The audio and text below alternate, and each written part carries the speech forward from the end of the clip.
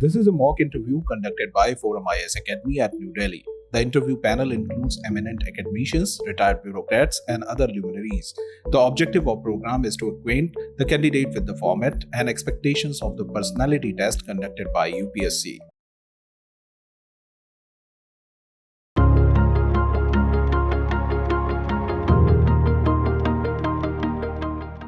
Vikas, Sir, ma'am. please tell me a little about yourself. I see from your DAF that you have considerable amount of working experience. Yes, ma'am. Highlight about your jobs. Yes, ma'am. I am from Seekar, Rajasthan. I did my graduation in information technology from Punjab University, Chandigarh. After that, I worked in IT sector for around 3 years. Then I moved to SBI. I worked for 3 years, first as a probationary officer and then as a deputy manager. And in the last, I worked in ITBP as assistant commandant for 4 years. Every 3 or 4 years, you change your job, right? Yes, ma'am. Okay. Tell me about the present job. Ma'am, You have switched over from different areas to this. Tell me about your present assignment. Ma'am, I resigned last year in Feb 2021. Right now, I am preparing for civil services only, ma'am. And what is your present job? You have resigned from there Yes, ma'am. I resigned. to prepare for civil services? Yes, ma'am. Okay. You are from Rajasthan. Yes, ma'am. Which area? Seekar. Seekar. Tell me something about Seekar. Ma'am, Seekar is in northeastern Rajasthan, and it is famous just because of it is a part of Shekawati, the colorful area, as well as number of personalities like Behru Singh Shekhawat, our former vice president, and number of the businessmen houses like Bajaj, Goenkas are from Seekar, ma'am. You just mentioned Shekawati. What is famous about Shekawati? Very unique about that place, that area. Ma'am, the most important part, the colorful dresses as well as the Havelis of Shekawati region. The whole of Rajasthan has colorful dresses, so the unique feature would be the Havelis. Havelis. Havelis have a particular kind of work done on them. What is that? Ma'am, there are mural paintings in the Havelis, ma'am. Like in Mandava, we are having very good Havelis. Right. And in Churu district, this is Mandava also is in Churu or it's a different district? Ma'am, it's in Jhunjhunu district. In Jhunjhunu district. And in Churu? Yes, ma'am, there are a number of Havelis there also. And apart from this, there is one wildlife sanctuary is also there in Churu.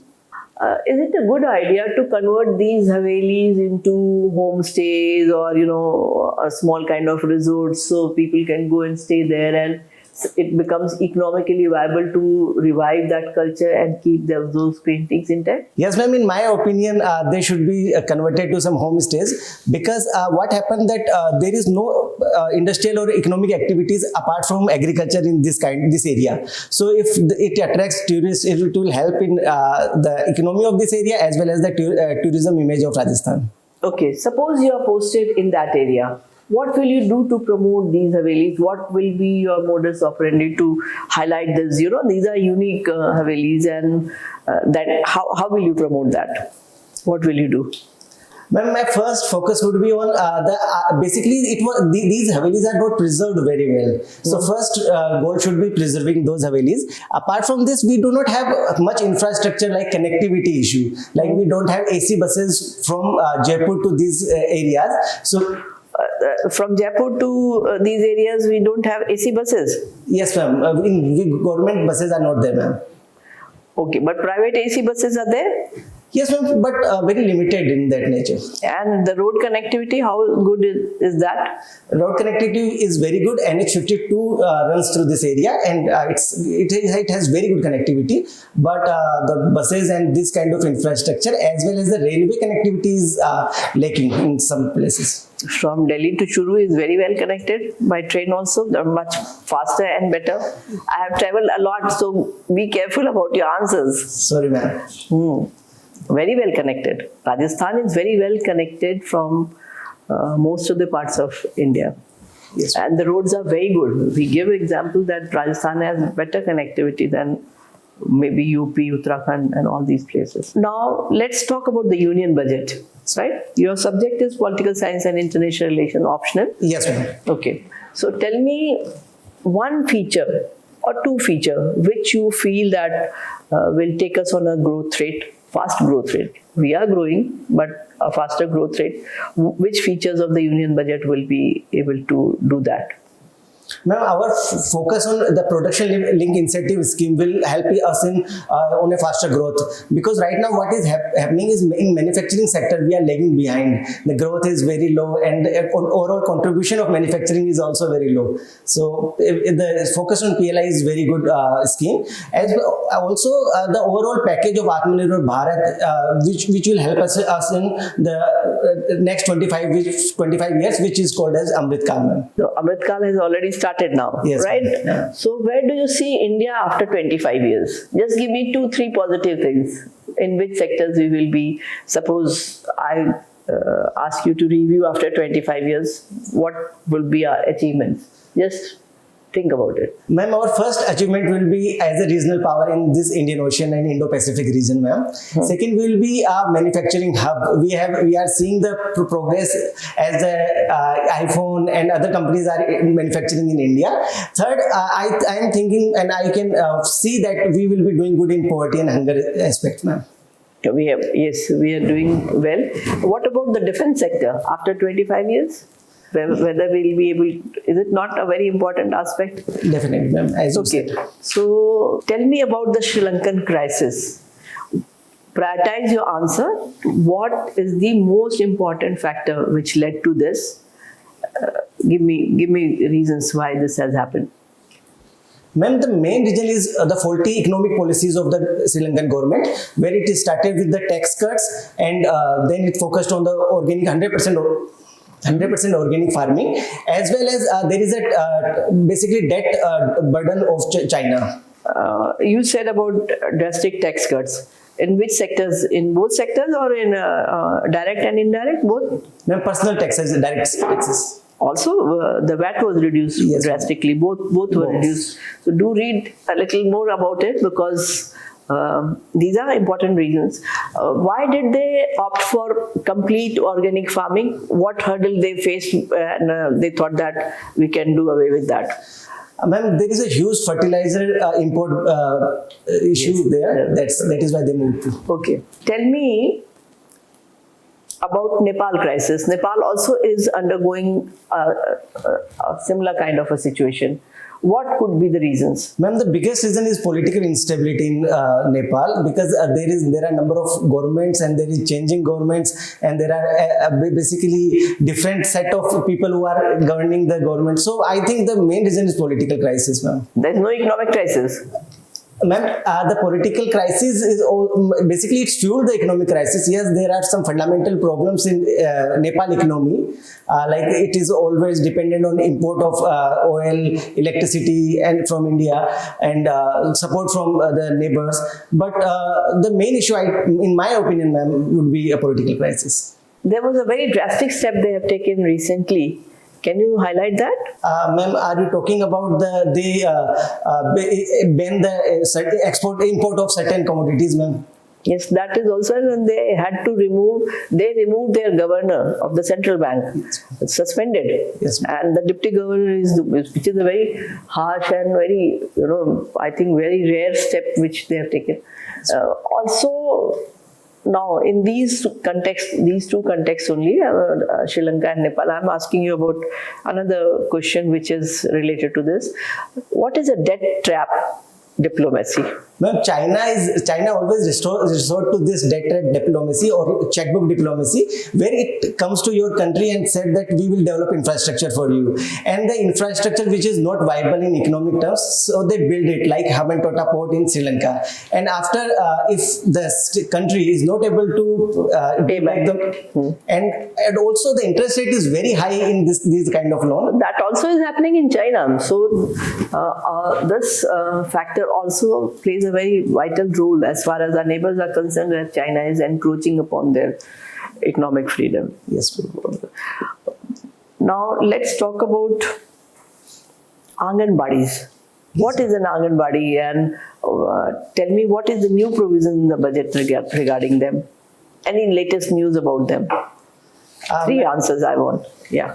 Ma'am, the Anganwadi is a place where first it works as a preschool for the children below 3 years of age. Apart from this, it is the location from which these ASHA workers work, and they spread the information about different government programs and Whom they are focusing on? The Anganwadi workers, they have to focus on something very important. What is that? ma'am, the institutional deliveries. Right. They are focusing, ma'am. To which group of people? Ma'am, the rural people, basically below poverty people and below poverty line people and the rural. Even in rural, who are the main focus point? Not children and women? Yes, some children. Right. Yes. Okay. And what is the new provision for them in the union budget? Sorry, ma'am, I am not aware about it. Do read about it. There's the perennial problems related to them has been addressed there. There is a very important landmark judgment about Anganwadis which Supreme Court has just delivered a few days back. Are you aware of it? No, ma'am, I am not aware about it. Do read, because I feel that these Anganwadis are the game changers. Let's talk about the PDS system, public distribution system. Yes, ma'am. The Prime Minister recently has announced that we were giving food to people. Yes. Now we are going one step further. What is that step? Maybe it is a PM Garib Kalyan Yojana where we are giving 5 kg of food grains So free. we were giving food. Now we are adding some value to that. What is that? Sorry, ma'am, I am not aware about that. The rice was simple. Now it is fortified rice. So that nutrition, because nutrition is not there in simple rice. So read about fortified rice. Right. That's it. Yes. Okay. So, when you resigned from ITBP, Sir, February 2021 last year. Sir. why?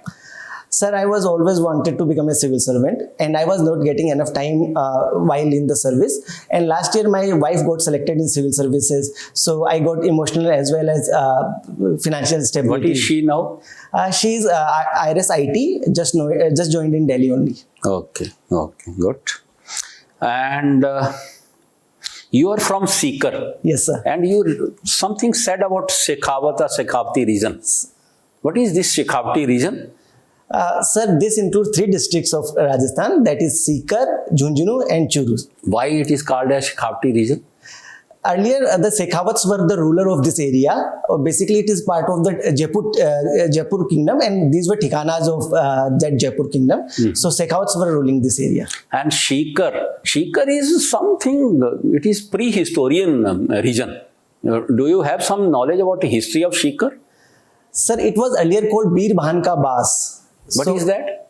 So, sir, Bas is a small area where a family moved to its farmland, and then they start living there, and around them a particular village or the city develops. So it's that. And there is something, Neem Ka Thana also around it. What is that? Sir, I am not aware about the history, but it's a very important mining area of Sikh. How do we know that it is an older place than pre-Harappan age? How do we know the Seekar is well developed? Sir, we have a Ganeshwar civilization in Neem Ka Thana, sir. So we know that it's a Chalcolithic site where it it traded with the basically the Harappan civilization, sir. And how old it is estimated to be? Sorry, sir, I am not aware about it. More than 4,000 years. Thank you, sir. Yeah. IDPP, you served over there, and your body, your physics, your energy, everything, it suits to that. Sir. Good it is. Thank you, sir. You just say, now it is for border. For which border it is? It is only for Tibet border? It is yes, sir. It is after Kargil Review Committee. It is given the India-China border only, sir. India-China border. Sir. And before that, it was called as a Indo-Tibet Border Security Force or Police. Sir, it was called the same. However, there were a number of different duties, and the border was not delineated according to the forces. Why it is called Indo-Tibetan? It is only because of the reason, or they are trained like that it should be in the snow areas or something like that. There are no other forces for that particular reason. Sir, first there is a history of it. It was raised on 24th of October 1962 aftermath of India-China war, and that is why it is named as Indo-Tibetan Border Police Force. Apart from this, sir, we are trained for this kind of environment and this kind of landscape, sir. You have done BE. Sir. And you took PSIR. Sir. Why? You should have taken physics, mathematics, something like that, much better subjects. Sir, the PSIR helps in GS2, the General Studies 2 paper and General Studies 4 paper, sir. So that is why there is an overlap of the political science and international relationship. Okay. And now if you have taken this PSIR, just say why Ukraine is important to us. Sir, the Ukraine issue. Sure. And why it is important to India? Okay, sir. Okay, sir. So we import first of all sunflower oil from Ukraine, as well as our older submarines, as well as our aircraft like AN-32. We import different equipments from Ukraine, sir. Now, what happened to this oil? If we are not importing, then what is happening now? Sir, we have to move to different other countries for our defense. Have we moved to? Yes, sir. It seems that we are moving towards France for replacement of this. For oil itself. Sir, sorry, sir. For oil, to which country we are moving? Sir, that's a sunflower oil is a food item. Okay, sir. Sunflower oil. Which country now we are moving to, and what for we are moving? Sorry, sir, I am not aware about sunflower oil. Okay, it is soya oil, which we are now importing from Argentina or South America, and which is a little costly. Sir. See, the Honorable Prime Minister just visited Nordic countries. Sir. What is the difference between Nordic and Scandinavian countries? Sorry, sir, I am not aware about it. Okay. Scandinavian countries are those 4 countries. Sweden, Norway, something like that. Here it is in the northern, it is a Greenland or Iceland, they are also included. Thank you, sir. And now Honorable Prime Minister is saying that France is also important. Why France is important to India? Sir, first important part is we are working with the France in defense sector. Apart from this, our Indo-Pacific strategy, in this France has an important role to play because it has bases in different areas of Indian Ocean. Some specific, that is there. Some specific. Sir, Reunion Islands they have. It is now second Russia to India. Sir. It has never criticized India even while we entered into Pakistan. It never criticized India when we have a nuclear test or something like that. Sir. So, please. What dialect is spoken in Shekawati? Sir, it's Marwadi only, but Shekawati Marwadi basically. Okay. Why is it called Marwadi? It is not from Marwad region. Sir, the basic underlying language is similar, but few words are changed. Let's say they pronounce chat hai. So there are some differences, but the dialect, basically the underlying boli is same, but dialects are different. Okay. You have also worked in the banking sector. Yes, sir. Right. So RBI has recently hiked the rates. Yes, sir. So what is the impact of such a rate hike? Sir, first it will increase the loans given to different areas. Second, it is having its impact on the equities. So we are seeing there is a correction in share market. Apart from this, it will suck out the money from the market, and it may help in reducing the inflation. Coming to the first point, how will it increase loans to the different sectors? So, sir, repo rate is basically the rate at which banks get money from RBI. So, if the interest rate will increase for the banks, they will also increase the loan interest rate for different sectors. So, you are talking about rate of interest and not the quantum of loans. I thought you are talking about quantum of loans. Sorry. Okay, so what is the effect of interest rate? If the interest rate is high, then how does it affect the quantum of loans? So, sir, quantum of loans. So, sir, basically, if the interest rate is high, the people will not be going for the loans. Okay, and how does it help in curbing the inflation then? Sir, basically, similarly, sir, if there will be more loan and more money supply in the economy, it will increase the inflation because there is a consumption-based inflation. Okay, all right. What are the factors causing the food inflation in the current times? Sir, first we can go for the food, basically palm oil and the soybean oil, because of first Ukraine war, and there is a curb in Indonesia on the export of this oil. Second, there is a rise in oil, which is around 109 per barrel dollars in dollars per barrel. And apart from this, there is a in market the wheat prices are very high. It is more than what we are giving in MSP. So these attributes will increase in inflation. Okay. Which cost of barrel is more important for India, Brent crude or WTI? Which should we track? Sorry, sir, I am not aware, but I will guess Brent oils. Just check it. It's not Brent, because we do not purchase from the Brent. Okay. So, anyways, you are also IT engineer. Yes, sir. Yeah. Some news is there regarding VPN regulation and collection of data. Yes. Are you aware of it? Sir, I read that the VPN service provider are storing the data. So there is some backlash about it, but I am not sure. No, it's not about that. The government of India is seeking data from the VPN providers. Sorry, sir. Okay, all right. So do you think Indian government can successfully get data from all the VPN providers? Sir, I don't think so, because there is no particular regulation about all the VPN providers in India.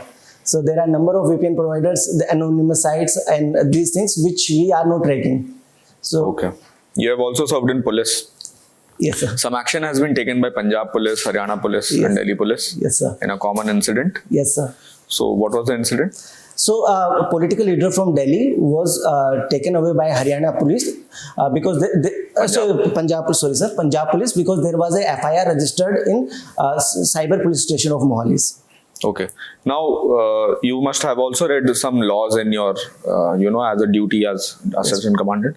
So, was it right on behalf of Punjab police to file a case in Punjab, because the person is in Delhi? He tweeted from Delhi. So, how the cause of action is lying in Punjab? Sir, in my opinion, the Punjab police was right in registering a FIR at the Mohali police station, cyber cell.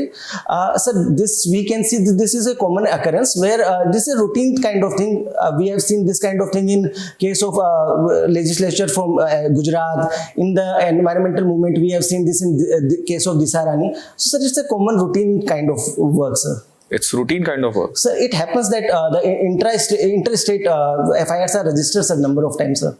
And what is the procedure to arrest a person from another state? Sir, they have to intimate the nearest police station first, and then they can go and produce a summon to the concerned person, sir. Is there also a need for transit remand? Sir, if under Article 22, if the person is produced in 24 hours to the magistrate where the FIR registered generally, so there is no need of transit. So were all these things followed in this case? Sir, as far as I read, it was followed, sir. Are you sure? Sir, as far as I read, I am not aware about all the things, sir. You have also political science and international relations as your option. Sir. How was PM's visit to Europe? Sir, it has two. We can see it in two dimensions. First, we can see that India. It shows that India has a very diplomatic, potential and diplomatic, reach to European countries. Earlier, we are having ideological dualism of North versus South and East versus West. Now we are engaging with Europe, and we can see in green, basically green strategic partnership with Denmark. So, and second aspect, now we are also seeing that the Europe is trying to use India against Russia. Basically, not against Russia, but to ask Russia to stop this kind of war. Do you feel the central agencies are being misused for political gains, or maybe the agencies of states also? So there is a apprehension, there is a view of this kind. However, in my understanding, they are following the due process. Okay, all right, thank you. So hello, Vikas. Sir. So you have a background in information technology. Yes, sir. Can you tell me how information technology was used during the Covid crisis pandemic?